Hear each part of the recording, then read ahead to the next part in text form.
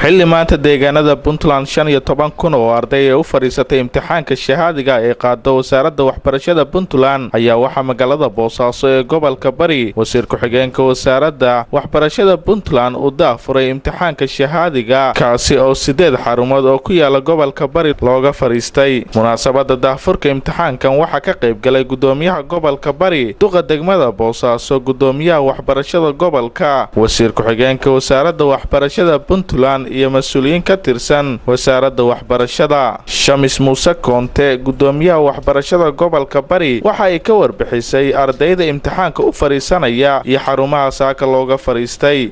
ardayda fariisanaysa imtixaanka sanad dugsiyeedkan waa 3,884 arday.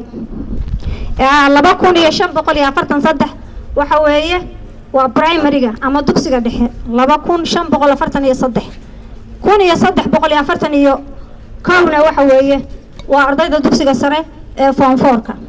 imtixaanka waxa lagu gelayaa 28 xarumood oo ku kala yaala 6 degmo.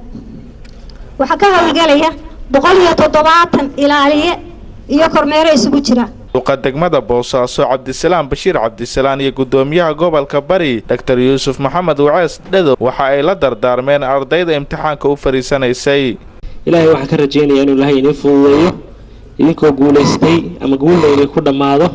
sidoo kale waxaan rajeenayaa kulligiin inaad natiijo fiican aad keentaan si aad u gashaan kaalmaha hore ardayda kale ee gobolada kale iyo degmooyinka kale ka galaya. insha Allah waxaan rajeenayaa inaad door weyn ka gaartaan haddii Allah wada leedmo.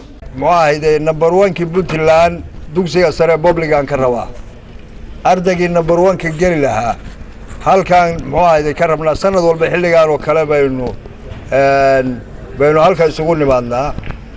dadku reer Puntland waa degmooyin gobolada gobol walba tartan baa lagu jira. ardaygii number 1 ka noqon lahaa Puntland oo dhan halkan ardayda fadhida baanu ka rabnaa.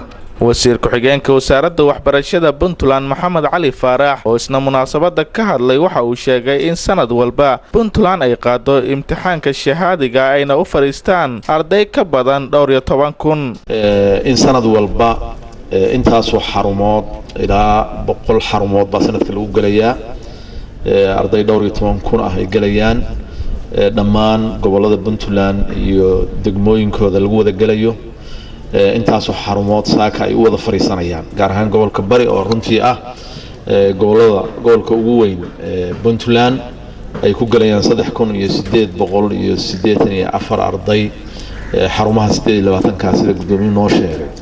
saaka ayaa waxaa deegaanada Puntland iyo gaar ahaan gobolka Bariba looga fariistay imtixaanka shahaadiga ee sanad walba qaado wasaaradda waxbarashada Puntland kuwaas oo ay u fariisteen ardayda fasalada 8aad ee dugsiga dhexe iyo ardayda fasalka 4aad ee dugsiga sare ee deegaanada Puntland. Xamse Cabdirashiid, SBC, Boosaaso.